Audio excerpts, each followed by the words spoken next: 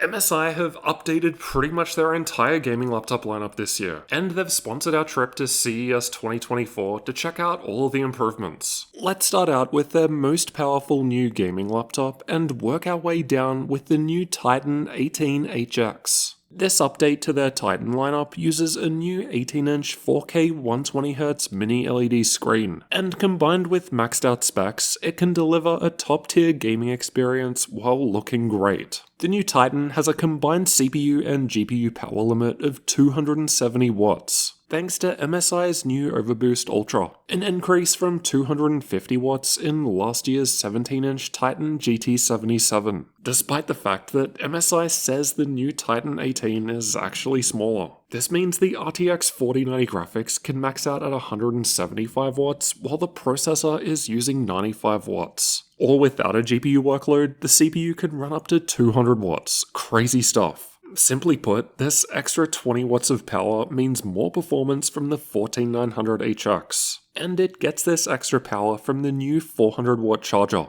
But despite being 400 watts, the most I've ever seen from a laptop charger, it's actually smaller compared to the 330 watt charger from last year, because it's a GaN charger now. More power means more heat, which is why the new Titan has improved cooling. This laptop gets raised up a bit with what MSI are calling 3D cooling stands, which helps more air get in underneath. There's also a new vapor chamber cooler. Last year's Titan used standard heat pipes, but it did have 4 fans instead of 2, which is why we've actually got ports on the back. Last year's model was all air exhaust. And that's why the ports are a little different this year. The left still has 2 USB 3.2 Gen 2 Type A ports and an SD card slot, but the power cable doesn't connect here anymore. The right still has 2 Thunderbolt 4 Type-C ports, a third USB 3.2 Gen 2 Type A port, and an audio combo jack, but the HDMI and 2.5 gigabit Ethernet ports that were on the right of last year's Titan have moved onto the back this year, along with the power input. And this is possible because the entire back isn't air exhaust and RGB lights, so there's actually room to put these ports on the back, which I personally prefer as it helps keep thicker cables out of the way.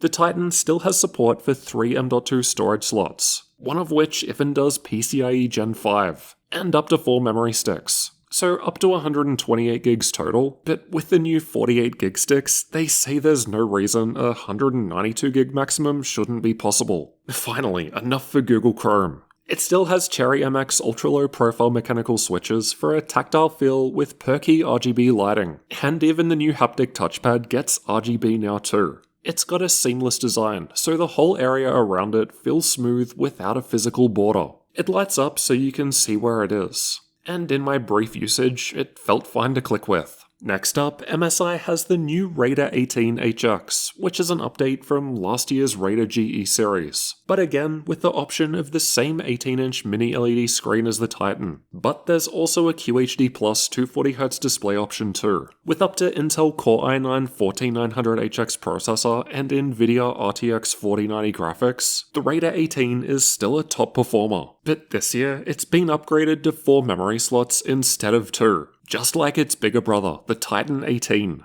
The Raider also has 2 M.2 storage slots instead of 3 like the Titan, but one of them still supports faster PCIe Gen 5. The combined CPU and GPU performance maxes out at 250 watts here, just like last year's Raider GE78, so 20 watts less than the Titan, but the Titan does have a higher wattage charger and the vapor chamber cooler, 2 things the Raider does not. I was told the light bar on the front is not final. It'll probably get bigger than this demo unit. Ports are a bit different too, with the left having 2 USB 3.2 Gen 2 Type A ports and an SD card slot. The right has a 3.5mm audio combo jack, a third USB Type A port, and 2 USB Type-C Thunderbolt 4 ports. Bulkier cables like the power input, HDMI 2.1 and 2.5 gigabit Ethernet are found on the back. There's also red accenting here on the back, in contrast to the blue found on the Titan. MSI also teased that there will be an AMD version of the Raider coming, with AMD's HX3D processor in April. MSI's Raider GE68HX and GE78HX aren't going anywhere though. and are both getting upgraded to Intel 14th Gen this year. They added a Kensington lock onto the back to improve physical security, and they've got the latest Wi-Fi 7 now, something the last two laptops have too. And the next one too for that matter, which is yet another 18-inch gaming laptop coming this year, the Stealth A15 AI Studio. The Stealth series are MSI's thinner and lighter designs.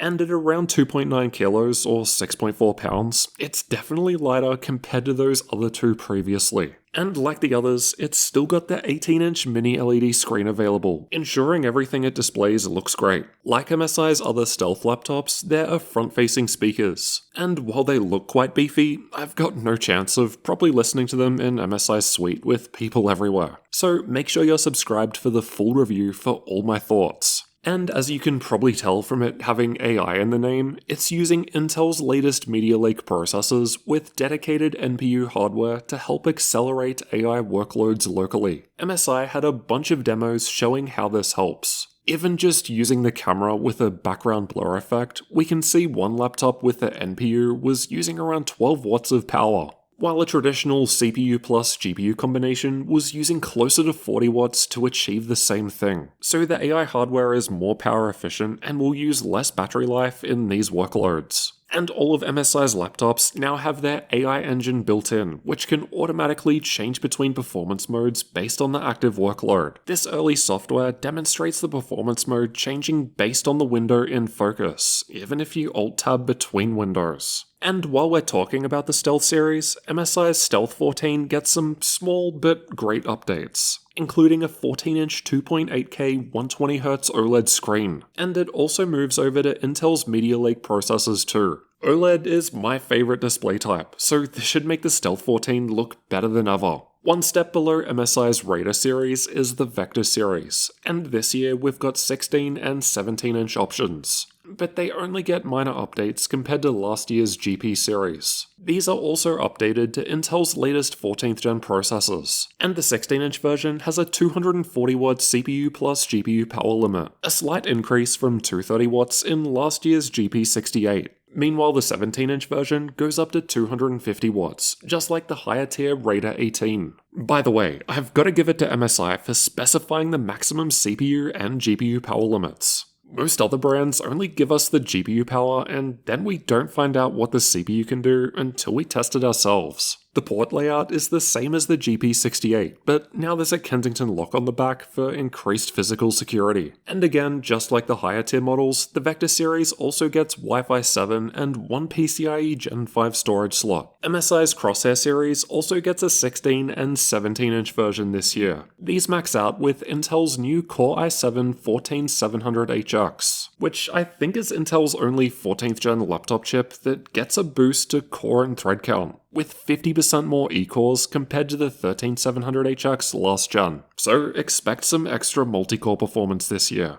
This one still has one of the two M.2 slots supporting the faster PCIe Gen 5, which is something most other brands simply don't offer at all. The Crosshair has a new 24-zone RGB keyboard. Of course, per-key RGB backlighting is more customizable, but with 24 zones, you can have a lot more interesting looking effects compared to your typical 4-zone keyboard. So this is a nice in-between option. The Crosshair also has 2 extra air vents on the back at the top to further improve cooling. And like some others, MSI has moved some ports to the back this year, including a USB Type-A port, HDMI 2.1 output, Gigabit Ethernet, and the power input. Those were on the sides last year, so now you'll have less cables in the way. MSI's Sword series is basically a cheaper version of the Crosshair. The chassis is the same, but it's a bit cleaner looking and with lower specs. The Sword series still has the 24-zone RGB keyboard, 2 extra rear air vents, the PCIe Gen 5 storage slot, a 16x10 screen, but it has Wi-Fi 6E instead of the latest 7 and a smaller 65 Wh battery compared to the Corsair's 90. The Pulse 16 and 17 also use the same chassis, but with a different design on the interior. They still have the 24-zone RGB keyboard, but there's no PCIe Gen 5 storage support now. And Intel Core Ultra processors, aka Media Lake, rather than Raptor Lake HX, though battery is actually bigger than the Sword at 90 Wh. Moving deeper into the budget lineup, and MSI's Cyborg 15 returns this year, but with a change to Intel's Media Lake processors like the Pulse. But what was way cooler is the new Cyborg 14, the first 14-inch gaming laptop taking on a more mid-range, budget-friendlier segment. Most other 14-inch models from other brands are higher end, and as a result cost much more too. But the Cyborg 14 will start at just $899 and will probably go lower with a good sale. It's also the only 14-inch gaming laptop that I'm aware of with a gigabit Ethernet port, as the back is a little thicker, but it's still very portable. This also means that it has no problem fitting 2 upgradable memory slots, which is uncommon with 14-inch laptops. In addition to Ethernet, the left has a USB 3.2 Gen 1 Type A port and 3.5mm audio jack, while the right has USB 3.2 Gen 2 Type A and Type C ports, HDMI 2.1 output, and the power input. The overall design is similar to last year's biggest Cyborg 15, with clear plastic bits and blue lighting.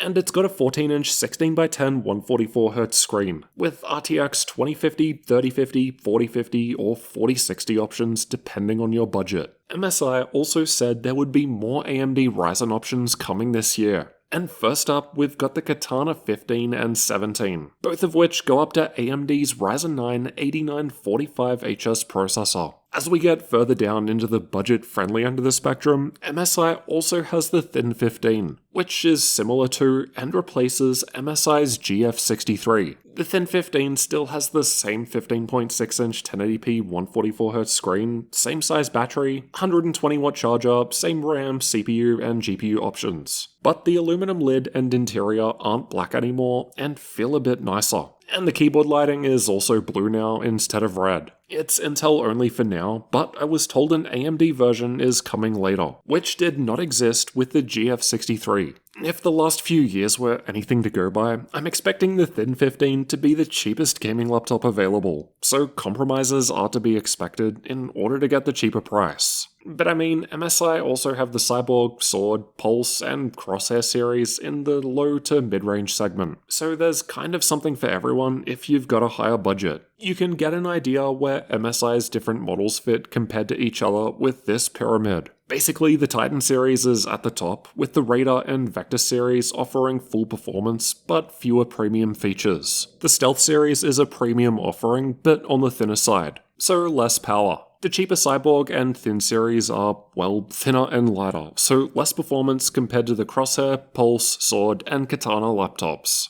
It's not just gaming laptops. MSI are also introducing the Claw, the world's first gaming handheld featuring Intel's new Media Lake processors. This is really interesting because, as I've already shown in another video, Intel's Core Ultra 7 155H processor with ARC graphics can actually beat AMD's Radeon 780M, the GPU found in other competing handhelds like the Asus ROG Ally or Lenovo Legion Go. Now, technically speaking, Intel's ARC graphics may need more power in order to achieve these better results. So it's possible more power will be needed, but it looks like MSI have thought of that, because the Claw also has a larger battery compared to the others, and MSI says to expect 2 hours of battery life while gaming. Intel-based also means Thunderbolt support, so technically you can add an eGPU to boost performance. There's also plenty of air vents on top, so the SD card probably won't overheat like others. They had Assassin's Creed Mirage running at 1080p on the 7-inch 120Hz screen, which looked and played great. We checked the settings and were surprised to find it on low, because the game still looked really good.